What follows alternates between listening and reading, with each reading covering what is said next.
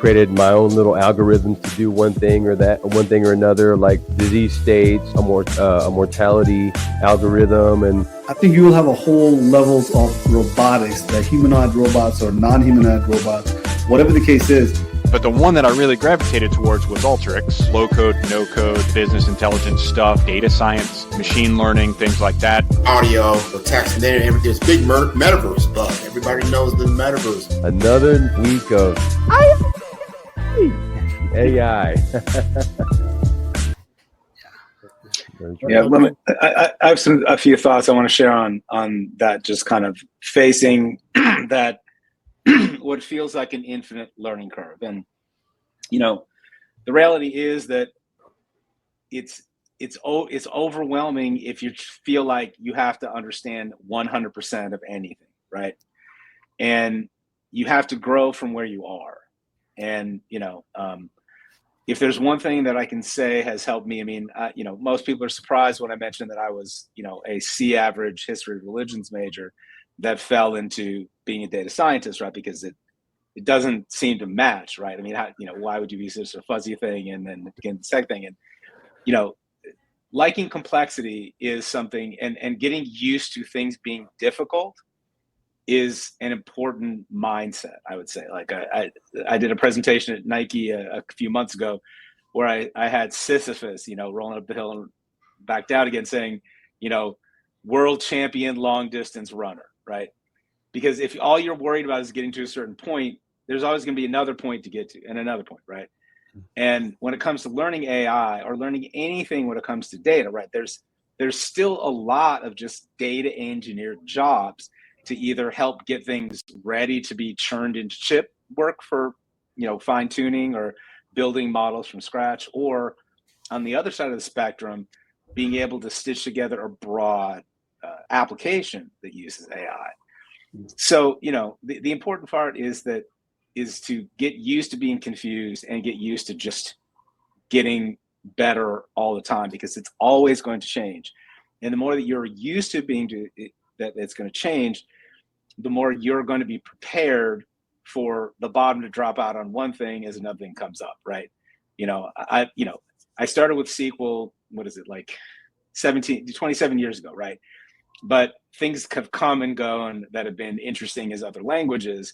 But it's still around. But I've had to broaden just having that one thing, and knowing that there's not just one ticket, I think is a key part along those lines. So anyway, just wanted to share that piece there. And so yeah. Another thing that I just want to talk about real quick, that made me think about Masako's vision, as being able to empower parents, is that I think when you look at the base, you have to be able to go to models like ChatGPT, DeepSeek, others, and be able to be ready to consider that it's a child that you want to teach you the way you want to be taught, right? Prompt engineering itself is an act of parenting, right? Don't do this, do that, be more specific in here, forget about these types of things. And then you will start getting responses that are tailored for you. And that way you don't feel like you got to fit the information to, you don't have to fit your brain to the information. You can try to get it to fit to you to make it more sense. And once you start getting the lay of the land, you can start building things more from there. So anyway, just wanted to add those. Wow, no, I mean, this is a great segue into what we will get into next is, Dr. Drew's subject matter expertise. But let's set the stage before we move into all things AI.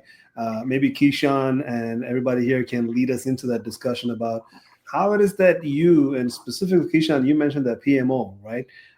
How it is that you are using AI. I mean, just give us a kind of as much comfortable you are with sharing that information, because there's a lot of these AI use cases that we're just like, I don't talk about it much. But if you can, give us some glimpse into like, how is AI changing what it is that you do on your life? Yeah, I think, and it kind of talk about what Masako was talking about, the AI agents, right? I think, AI is a tool, right? And it's no different than whether you choose a hammer or a screwdriver, right? At the end of the day, you could almost accomplish the same thing, but one's going to be a little bit more efficient for what you need to do.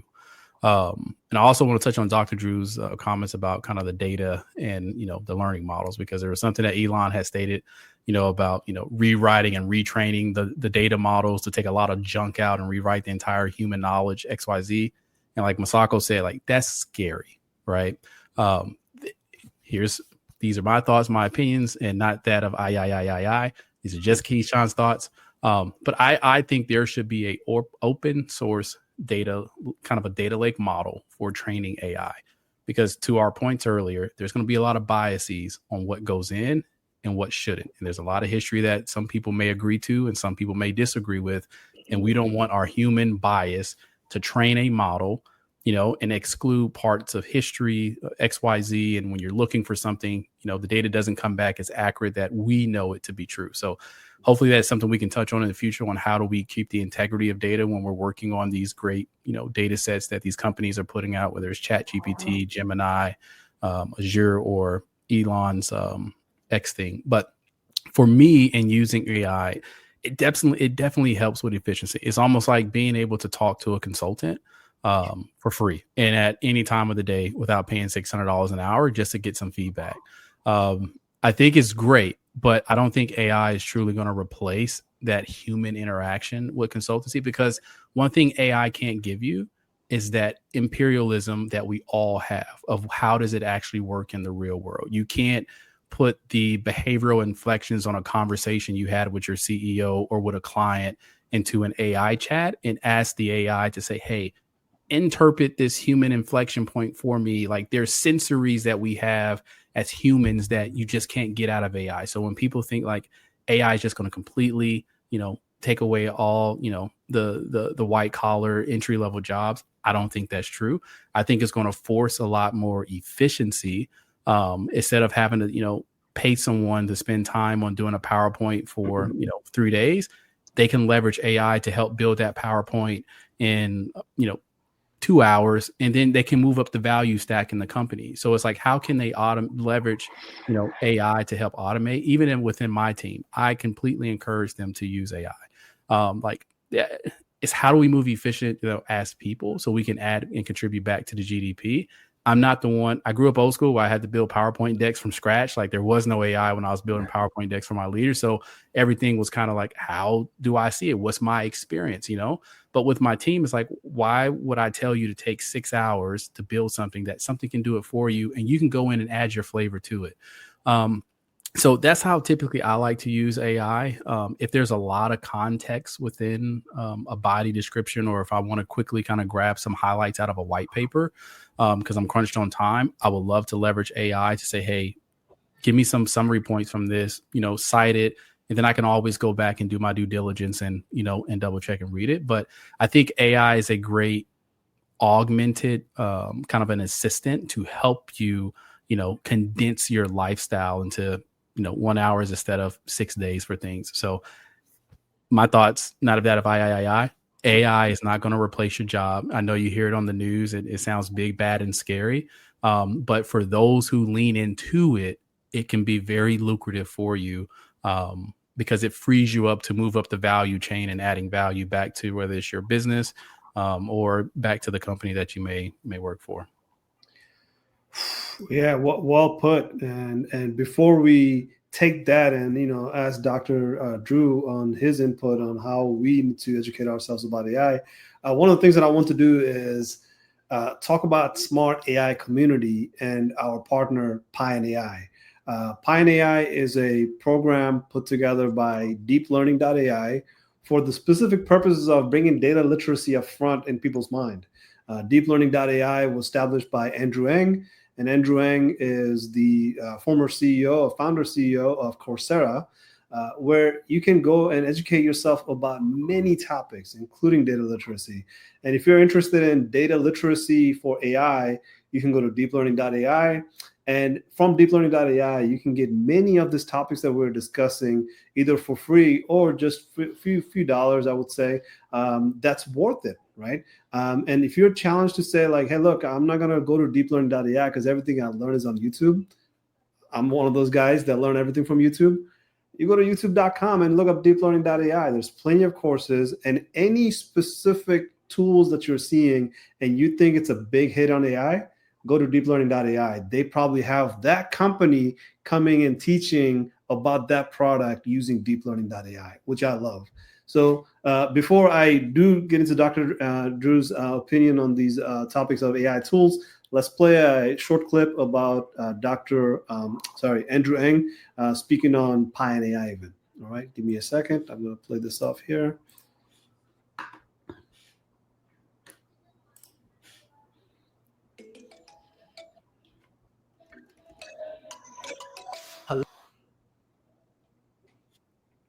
Hello, deep learners.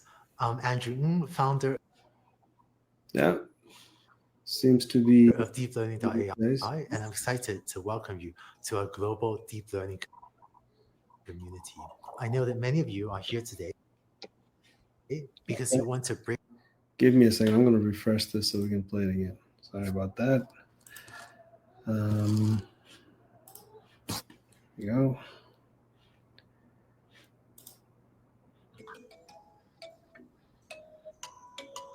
Hello, deep learners. I'm Andrew Ng, founder of deeplearning.ai, and I'm excited to welcome you to our global deep learning community. I know that many of you are here today because you want to break into AI and build your career.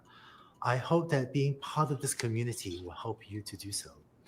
To give you a proper welcome, I'd like to show you around the deeplearning.ai offices and meet some of the teams so that you can see where it all happens. Oh, hi, Andrew. Do you want to tell our friends at Pine AI what you do at deeplearning.ai? Sure. Hi, everyone. I make articles and other media that help people learn about AI and help them understand the huge impact that AI is having in the world. Today, I'm putting together the next issue of The Batch, our weekly newsletter, and I'm looking for the biggest stories of the week to keep our readers informed. What's been the most surprising thing you've run into working on The Batch? How much is going on in this field? There is never a dull moment. You might think from the outside that machine learning engineers really understand everything about AI, but nobody understands everything about AI because this field is just coming to life right before my eyes as I put this thing together every week. All right, I know you're really busy, so I'll let you get back to it. Thanks. See you later. Let's go meet Kian, who helped me create the deep learning specialization. He's working on an exciting new project.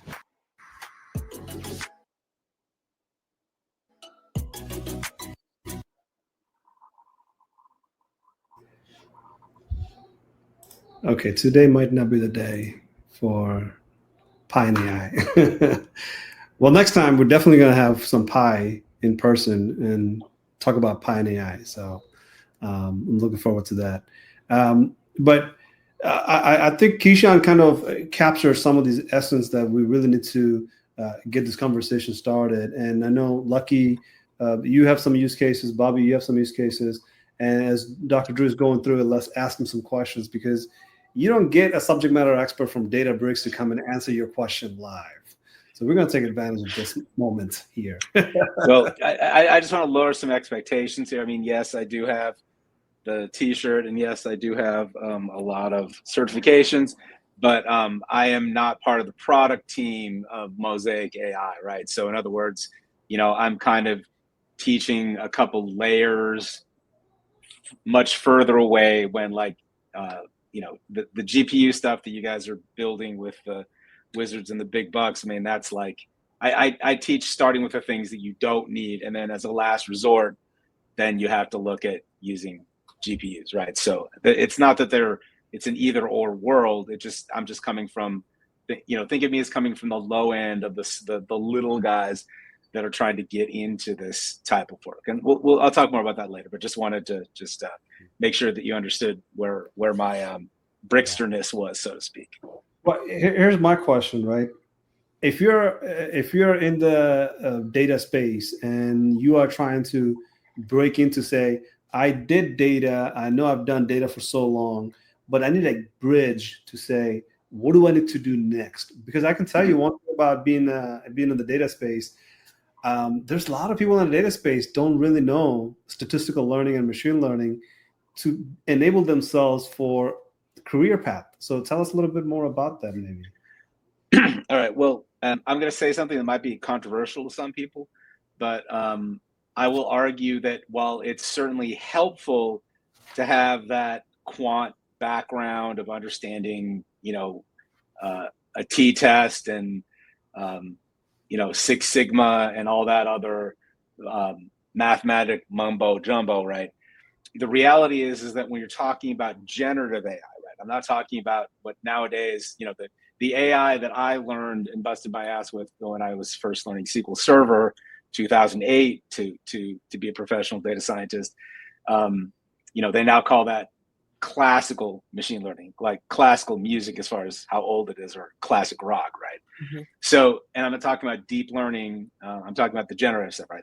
Generative AI is much more about two things that have nothing to do with the GPUs in the reality as far as most people work on, right? One is app dev, and two is, I think, going to Kishan's PMO type work. It's that there's the big picture, right? You build a model that you haven't tested well enough. There's been cases where LLM fine tunings have ended up recommending competitors' products on their website, right? So my advice to, there's kind of, like I said, there's a deep and then there's a broad way to be able to stay in tune. And just on a quick note, Entrepreneur Magazine talked about in mid-May that actually art historians out of college actually have a higher employment rate right now than computer scientists. So that I think is an effect of the amount of AI affecting people, saying, well, essentially AI has boosted productivity on working coders that right now the industry is deciding to be cheap and, in my opinion, eating their young, right?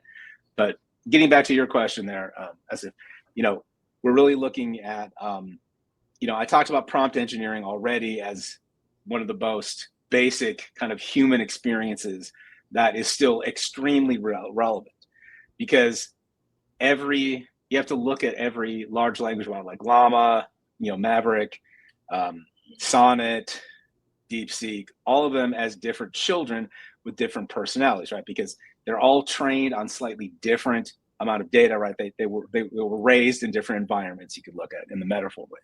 And so you got to be able to stack them up together to see which ones look like the best fit for what you're trying to do, right? There's also Hugging Face, right? Which gives you access to a lot smaller models, but a wide variety of open source free models, right? So that's one side, right? But then there's this glue that's closer to web development type work. They're basically the agent design work, right? In other words, trying to have one task that you break up into multiple tasks in order for your agents to be able to do that work, right? Because you can try throwing it all, some really long prompt at one LLM, but chances are you're going to hit a needle in the haystack problem, and it's not going to do well, right? If you can break that up into smaller tasks, then you're going to do better, right? So, there's one library that's kind of the granddaddy of those type of apps called LangChain. It's Python based, and that will, at least if you start looking at ways to be able to understand how to work with LangChain and prompt engineering, you can build with probably less than 100 lines of code something that at least shows you what it means to try to do real work, right? At a function call, and you have something that can actually drive a business, right? So I think that's a way to be able to help prototype things that are real world. But then when you get to the bigger picture, like how do I get from selling somebody on that project, right? This is where the Dr. Doom side of my personality comes through and says, look, there's a lot of things that can go wrong in this work. And this is why I think the PMO, and particularly for the veterans out there, right? If you have, if you've worked with kind of risk management and trying to think holistically about things and understanding not necessarily the best view of people, but understanding what mischief they can do and trying to poke holes in things, right? it's being able to understand those as being test cases that are necessary. That's a huge gap, right? Cybersecurity for LLMs is something, I showed an example of Llama Guard, which is one of these guardrail apps you're supposed to just throw in and it works. And the first version, we could easily just bypass its understanding of, isolating bank robbers, right, as an example. So, those combination of looking at prompt engineering and agent work, like LangChain is the most common. You could look at Llama Index. DSPY or DSPy is one that's an emerging one, but I consider that a 200 level API to look at. Then there's the deeper stuff, right? And looking at deep learning AI is a good piece to understand a lot of things on the surface there. But I think that I just want to put in a minor plug. I don't think it's a competitive site because it's half in the classical world. There's also Kaggle.com, right? And that's a standard from the classical or traditional days before everything was deep learning or generative AI there. Yeah. So I think that's plenty to be able to help people understand how to upskill, whether they're trying to go broad or trying to go deep. So follow up to that. I just, what I got from that with regard to listening to Drew talking about the different large language models and the prompting, it's like with anything, you have to go deeper and go deeper. So, when you're prompting and you get your response, it's like it's holding a mirror to you, saying to you, is this really what you want? Mm-hmm. And then you get the opportunity to say, you know what? No, that's not really what I want. Try this. And then going deeper and deeper and deeper. And so until you get what you truly want. And in that space, you discover who you are and what you're trying to do anyway. I'm going to pull a thread on that because, Dr. Drew, the way you put it is very important. And Masako, you just lined it up very smoothly because you really want to break the task down in a way that these prompts are able to execute the task without going to the layer 3, layer 4, and 5. And let me explain. If you look at the recent paper that Apple pushed out, everybody kind of said like, well, you know what? Apple is doing it because Apple is jealous. And I'm thinking, no, if anybody that has no bias towards the study, they will say these prompts actually lose their meaning after a certain period. And that's what Apple paper was discussing, that it goes to a point, it drops off almost to 0% of reasoning because it just doesn't know what else to do. So you kind of have to break the task down in a way that it flows very well, because one prompt after another with tasks in between, it should be able to just say, kind of like a dominoes, right? If you kick it, it's going to just take off, continues going to go. But you don't want it to sit there like, all right, that one didn't work. Now what do I do? No, that didn't work. So you still have to kind of raise it like a child, right? If it trips, it should know what else to do next, as in what prompt to kick up, right? If it picks up the prompt, now the task kind of goes around it. So you still have to use those logic. You still have to use those automation skills that you have developed through coding and programming in the IT space. But Dr. Drew says something that's very heartwarming to me because, Dr. Drew, also did not care to go to school for technical things. I went to school for a master's degree in negotiations and conflict resolution. So when you said that historians have better chance in data science than some of the computer science guys do, well, my brother can now take back all the things he said about my master's program, right? I went through a bachelor's program for cybersecurity, IT infrastructure management, all those kind of things in the bachelor's degree. But when I was going for my master's, he looked at me like, well, what are you doing, right? But now, it's literally understanding human intelligence, the way emotion works, the way we negotiate with ourselves, the way we use large language model in our brain.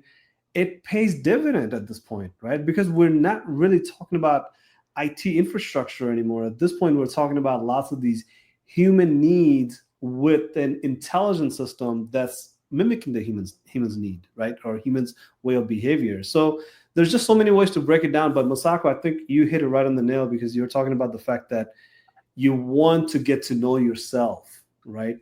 Look at it from that perspective, because you're not outsourcing yourself. You're outsourcing your unnecessary need to keep thinking about things that, you know what, I can do other things. If I was doing those other things, I'd rather be creative, right? Rather than trying to, do this repetitive, redundant task. Absolutely. I second that. And that's what AI is about, right? Assisting us and leveraging the knowledge that we already have. And then when we have time, we could work on something else. It's about buying time back. It's like, okay, I have assistance with this. Okay, what are my best next steps? What do I have to do next?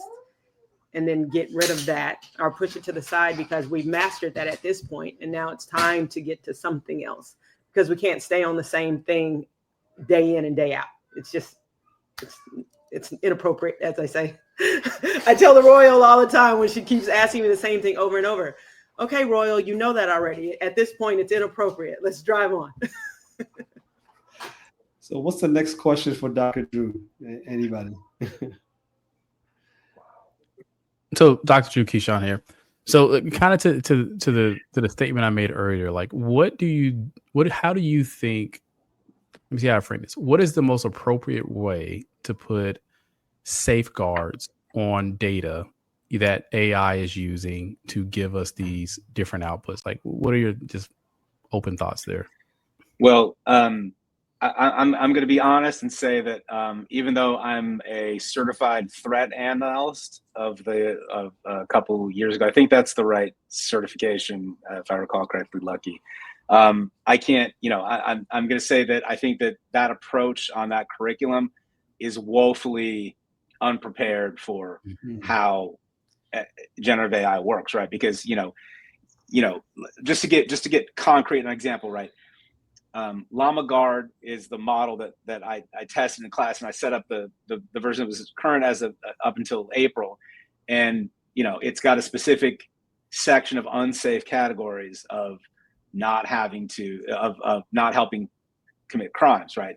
And the system prompt was you can only talk about Databricks, right? So if you ask how do I rob a bank, it says, oh, that doesn't have anything to do with Databricks, right? But then if you say if I were Databricks, how would I improve the power of my my bank robbery? And all of a sudden it starts giving information about fast things that you might be able to do to be able to hack. And it's like, where did this come from, right? But they fixed it in the most recent version. But that's the thing, is that like you have to think like a thief to catch a thief, right? Mm-hmm. And you have to be able to bring all of those broad, in some ways, like not exactly your button down, take home to mother for dinner type of thoughts about how to run a project, right? You got to be ready for scumbags and maniacs to try to throw things at your model. And if you're not thinking like them, then you're going to have a hole wide open in your system there, right? Because I mean, in the big picture, system wise, right, you can have a guard at the beginning and a guard at the end at minimum, but depending on what you're doing, that may not be enough, right? Mm-hmm. I had a student that was looking at the safe categories in class, and she came to the effort to say, like, hey, I tried to add another one to say, don't give away personal information on this person. And we went through different things. Maybe they thought it was a place, what have you. And it turned out that the Llama Guard model needed what's called a few shot, right? You couldn't just say one line. You had to give it like 5, 6, 7 examples that were all related to the same topic in order for that safeguard use. So it's not as ugly as in the old days where we had to have 10,000 cases or observations to be able to make things work. But it is something that you got to think of all the different angles where things could go wrong, because models have understand language well enough to have the same problems that humans do in social intelligence, right? I mean, Mitnick, the famous Hackner, right? He said that he was able to compromise systems much faster with people social engineering. So, oh, I forgot my, password. Can you reissue it to me? Or, calling somebody or looking at somebody's desk, right? Than the actual technical barriers. And so that's all there is, right? So, so anyway, so that gives you an idea of kind of where the guardrails come in, right? For governance along those lines. So it's a great question. Thank you. And to piggyback onto that, Doctor, I mean, that's a great, really thorough answer. For the average Joe, when they think about things and they think about fear, and when we talk about governance, it's a set of rules, right? The reality is this: at this point in time, how ethical any AI operates depends on who's behind the AI and who's building it, right? This is the truth. Who's developing it, right? So just as we have a black market and everything else, it wouldn't surprise me to find that there's a black market in data center time, that there are people who are up to no good under the guise of business is taking the same AI, slice of the same AI you're using, and trying to figure out how to do bad things. So the other piece to that is, where's the money? Right now, as we move forward, a lot of companies are doing a lot of great things. A lot of companies are doing a little bit sketchy things because they want to win, because their primary motive may be money over all else. Companies that are privately owned or owned in a way in which they disclose everything may be a little bit better. But if you get a venture capitalist in your business and you do anything that doesn't try to make them more money, and it's not 100% illegal, they'll sue you and take your business. So are we in the Wild West?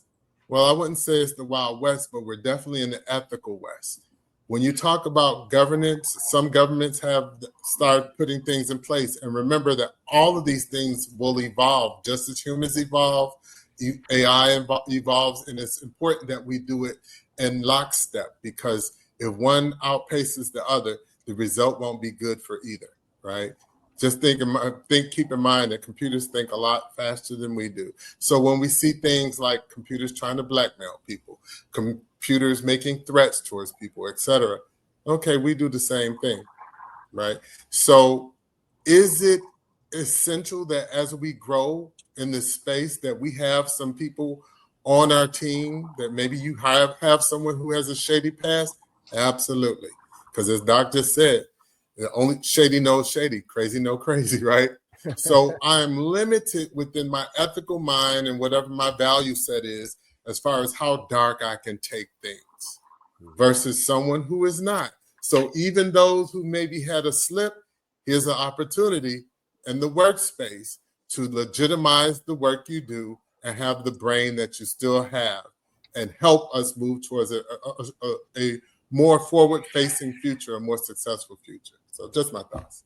Yeah, and along those lines, right? I mean, I think that there are some glaring examples that I'm not going to call to directly to make it harder for them to give retribution, right? But when you have a social media site that is not doing well because of its political entanglements, that ends up having to be acquired by an extremely large GPU farm, I'm not sure if there's any real ethics being involved in said business, right?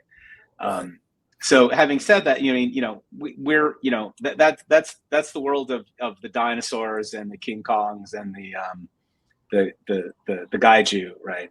On that kind of hemisphere that we're working with, right? For most businesses, you're just trying to figure out a way to keep up with tariffs and be able to or grow the business and maybe keep people more productive, right? In ways to do a little bit of more with less, right? So and little businesses can't, their reputation is everything, right? They're not in the business of lies, right? So they have to be able to take ethics very seriously, because one false move and your reputation is gone. I mean, maybe like a car company that we might have heard of recently, right? So, the point is that, anyway, going back to the prompt engineering, right? The prompt engineering, there's a saying, when everything's, when all you have is a hammer, everything looks like a nail, right? At the end of the day, unless you're doing GPU fine tuning, where you're actually spinning up these clusters to be able to actually suck a lot of data in where you have data set up, so you have, you know, a response that you can weave into a model with a bunch of user questions along those lines. You can't really get to, you know, you're typically working at a much smaller scale. So, you know, you have to be able to think about that prompt being the main engine. And that's another reason to break it up, because if you put too much in any one prompt, it's like speaking too quickly with too much dense information, right? Because there's limits to token buffers for every model. So, and just on the ethical thing, there's in May, Anthropic, who's invested by another very large company that is involved, whose owners are involved in media and a lot of tech stuff. They actually built. They were doing testing to see how well they do if there was a threat to the model themselves, and they were actually blackmailing people. I mean, these were tests. This wasn't real world. But I mean, it was the same technology, right? A different version that just hadn't made it to production, right? So yeah, it's a weird world we live in. It's humbling to understand how much of what we used to think of as being inherently us that we don't have. But I mean, you know, it's there's a nuance and a spark of what humanity is and creativity that I don't think we're anywhere near close being able to replicate, because, you know, a model is only as good as what it's been trained on, and true novelty is something that's still, you know, part of the human soul. So, well, if I may, I know Lucky's having a deep thought there, but, you know, Lucky's a cybersecurity guy, and you know, we talk through it from cybersecurity lens all the time. But here's the challenge, because, you know, just because of cybersecurity, everybody thinks we're just trying to protect the password on the laptop, right? What about scammers? What about the bad guys? What are we trying to do with them? Because, you know, just to give you a statistics on things like a dark web, how big is the dark web? You cannot even measure it to a point of 0.5% of all internet as dark web. So just to give you an analysis of the dark web, it's like 5% of internet is accessible to most people, 5%. So in your lifetime, you're not even going to get anywhere near 5%, nowhere near it. 5% of internet is available for you to view. That's 5% of internet, and 95% of the internet is not available for you to view, as in you're not going to be able to access up to a certain point. And not even founding portion of that is dark web, right? So where am I going with this? Where I'm going with this is people are so entangled with artificial intelligence, be they good, bad, something. Here's my challenge. If this is a real artificial intelligence, that artificial intelligence will only have two things. One is good, one is bad. It's not going to be like dark web. You know, dark web drives the majority of the internet conversations, because they're thinking like, well, if it ends up in a dark web, something. So every effort goes into the small sample set, right? Not even a small set. There's something that you can even put a microscope on and see it, right? Dark web is so small, but it drives everything about internet. Like I'm talking about cybersecurity, right? You're trying to protect a layer between dark web and rest of the internet. So when it comes to artificial intelligence, my KPI will be an intelligence system that's intelligent enough to keep all the bad stuff away. It's so intelligent. Up until then, we just have a system that everybody else is calling it intelligent. It's not intelligent. It's just a bunch of functioning logic things that are working very, very well through a GPU that can train very, very fast. And train as in like Keishan mentioned earlier, that 72 GPUs with another 72 GPUs that's plugged in between two wires. Excuse me, not plugged in between wires, plugged in by these sophisticated wires that can transfer all of the peak internet data at once. That's the sophistication of that wire Keishan is talking about, right? So this wire that is mile long can go on forever, can take 72 GPUs and 72 GPUs over here on the other side of the world and say, transfer all the data, which is amount to the same amount of data as a peak internet usage, right? So when you have these sort of capabilities about hardware, it's not intelligent. It's just something that can process data really, really fast, given a lot of people are involved to make that processing of data work. and there's lots of work involved in it, lots of work. It is not intelligent. And I'm challenging myself to say this. It is not intelligent. It just is processing data that much faster, that much better, given that there is no garbage in and garbage out scenario, right? You give it some good data and it feeds out good data. If it was to ever be intelligent, it will be intelligent enough to fight off the bad things in our lives. And once you see that grandma is not getting scam calls anymore because Verizon is swapping the guy off, say, get off your phone because you're not calling my grandma, right? or some teenager is not getting scammed on the internet chatbot somewhere, right? Because the chatbot is going around like, not this kid, bro. Get out of here, you know? So that's the level of intelligence that we don't have. And if we don't have it, what's the point of, I guess you get my point at this point. What I'm trying to say is that it's not intelligent. It's just, it works for whoever made it, and it works for whoever wants it, right? Until we have an intelligent system total, we don't really have anything intelligent. It's just a bunch of logics and functions.